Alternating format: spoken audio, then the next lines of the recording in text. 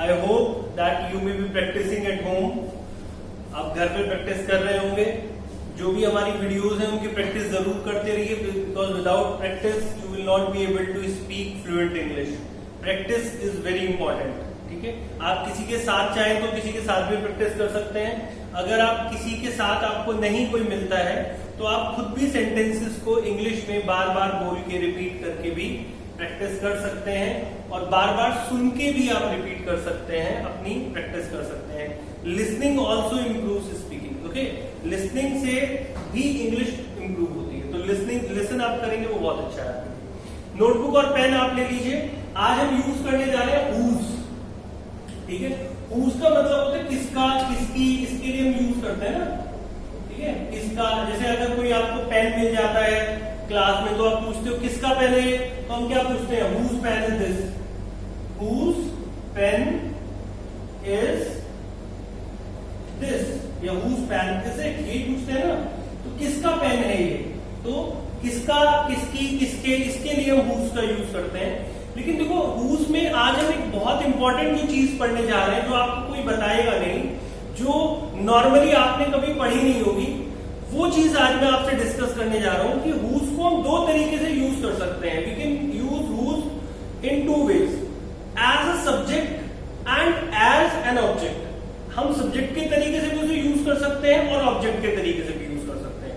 देखिएगा कैसे। दो सेंटेंस मैंने लिखे हैं।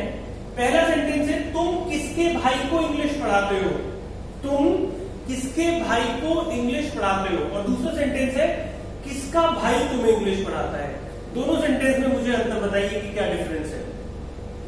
तुम किसके भाई को इंग्लिश पढ़ाते हो और दूसरा है कि किसका भाई तुम्हें इंग्लिश पढ़ाता है। दोनों सेंटेंस में डिफरेंस ये है कि पहले सेंटेंस में जो है जो किसका भाई है, किसके भाई है, जो भी है, वो एज एन ऑब्जेक्ट यूज हुआ है। अभी एक्सप्लेन करूंगा कि क्यों हुआ है, क्यों, क्या है, ठीक है। और दूसरा सेंटेंस जो है किसका भाई, दूसरे सेंटेंस में ये एज ए सब्जेक्ट, ठीक है। क्यों कह रहा हूं मैं ऐसा। सब्जेक्ट का मतलब होता है जो काम को करता है, ठीक है। Who is doing the work, who, जो डूअर है, डूअर मतलब करने वाला, वो सब्जेक्ट है। अब यहां पे आप देखेंगे कि यहां पे जो काम करता है वो कौन है, किसका भाई करता है, ठीक है। किसका भाई काम कर रहा है, ओके। तो किसका भाई तुम्हें पढ़ाता है, तो पढ़ाता कौन है, किसका भाई, तो इसलिए किसका भाई यहां पे सब्जेक्ट है। अब दूसरे सेंटेंस में हम देखते हैं कि तुम किसके भाई को इंग्लिश पढ़ाते हो, ठीक है।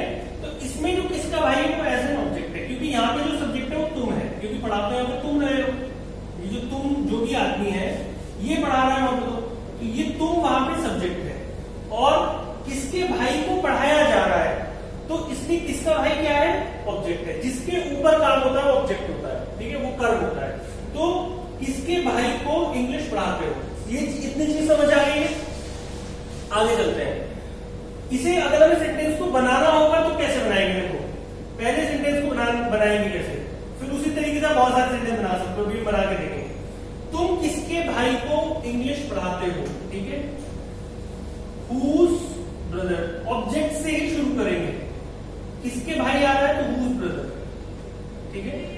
Whose brother do you teach English, ठीक है। क्या समझा हमने यहां पे कि ऑब्जेक्ट है, उसके बाद एक हम हेल्पिंग वर्ब का यूज कर रहे हैं, उसके बाद सब्जेक्ट, उसके बाद वर्ब, ठीक है। अब दूसरे हम सेंटेंस को देखते हैं, वो कैसे बनेगा। किसका भाई तुम्हें इंग्लिश पढ़ाता है, whose brother teaches you English, okay, whose brother teaches you English। यहां पे कोई हेल्पिंग वर्ब नहीं है, सिंपली क्योंकि वो काम कर रहा है और किसी सब्जेक्ट के तरीके से, जैसे हम सब्जेक्ट बनाते हैं। अगर आप कहो कि राम मुझे इंग्लिश पढ़ाता है, या आप कहते हो कि नितिन सर मुझे इंग्लिश पढ़ाते हैं, तो वहां पे हम क्या करेंगे, नितिन सर लगा देंगे और बाकी पूरा सेंटेंस सेम रहेगा। तो ये क्या है, ये सब्जेक्ट है, तो इसे आप सब्जेक्ट के तरीके से मान के चलना। इसमें कोई भी आपको हेल्पिंग वर्ब वगैरह कुछ नहीं लगाना है, सिंपल ये सेंटेंस होगा, है ना। लेकिन जिन सेंटेंसेस में जैसे कंटिन्यूअस के होते हैं उसमें इजारम लगाते हैं हम जब भी सब्जेक्ट के साथ बनाएंगे, तो वहां पे आपको इसमें भी लगाना पड़ेगा। ठीक है, चलिए कुछ सेंटेंस वैसे बना के देखते हैं। जैसे आप कहते हो कि किसके पापा गाड़ी चला रहे हैं, किसके पापा गाड़ी चला रहे हैं, तो यहाँ पे एज अ सब्जेक्ट यूज हुआ है किसके पापा, क्योंकि किसके पापा ही काम कर रहे हैं। तो हम बोलेंगे whose father is driving the car। ठीक है, तो क्योंकि whose father को वैसे यूज करो जैसे कि आप your father को यूज करते हो। ठीक है, जैसे आप अगर मैं किसी को बताऊं कि तुम्हारे पापा गाड़ी चला रहे हैं, तो मैं क्या बोलूंगा, your father is driving the car, ऐसे बोलूंगा, your father बोलूंगा, इजारे में लगाऊंगा, और जो कंटिन्यूअस वाला हमारा है। लेकिन यहाँ पे हम सवाल हो गया है और whose father as a subject आया, तो क्या बोलेंगे, whose father is driving the car। ठीक है, अगर पास्ट में सेंटेंस होगा, जिसे हम कहते हैं कि किसके भाई ने तुम्हें डांटा था, किसके भाई ने तुम्हें डांटा था। ठीक है, अब देखो पास्ट आ गया, whose brother scolded you, whose brother scolded you। ये सारा हमने जो बनाया है ये एज अ सब्जेक्ट बनाया है। ठीक है, अब कुछ ऑब्जेक्ट वाले भी देख लेते हैं, कुछ ऑब्जेक्ट वाले भी सेंटेंस बता देता हूं आपको।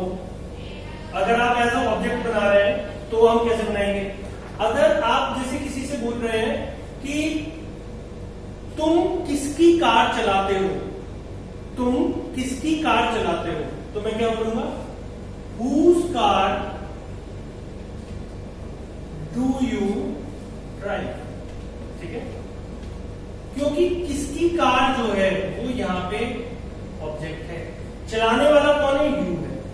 ठीक है, तो whose car do you drive, इसलिए यहाँ पे हम do does ऐसा कुछ यूज करेंगे। अगर कंटिन्यूअस में होगा, जैसे मैं बोलता हूं कि किसका लेटर तुम लिख रहे हो, किसका लेटर तुम लिख रहे हो, तो मैं क्या बोलूंगा, whose letter are you writing, whose letter are you writing। Okay, अगर पास्ट में कोई सेंटेंस होगा कि किसका खाना तुमने बनाया, ये सेंटेंस है, तो क्या बोलेंगे, whose food did you cook।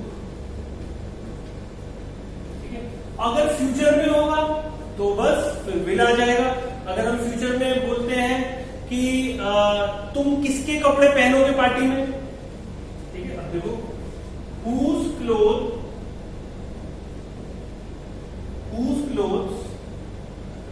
will you wear, wear होता है पहनना, will you wear in the party, in the party। तो यहां पे जो जितना भी आ रहे हैं सब एज एन ऑब्जेक्ट यूज हुए हैं, whose letter, whose car। यहाँ पे चाहो तो कोई इंसान भी आ सकता है। ठीक है, जैसे हम बोलेंगे कि किसके पापा गाना गाएंगे। ठीक है, ये भी हो सकता है, तो whose father will sing song in the party, किसके पापा पार्टी में गाना गाएंगे। तो ऐसे भी हम बना सकते हैं। आपको बिल्कुल समझ आ गया होगा। अगर नहीं कुछ आया है तो आप मुझे कमेंट बॉक्स में बताइएगा, I will explain it thoroughly, और इसे मैं फर्दर एक्सप्लेनेशन की कोशिश करूंगा इसे देने की। और कुछ सेंटेंस मुझे बना के भेजिए whose से, जिसमें एज अ सब्जेक्ट और एज अ ऑब्जेक्ट यूज हो। अगर उसमें कोई आपकी कुछ प्रॉब्लम होगी तो मैं उसे क्लियर कर दूंगा। Thank you, bye bye.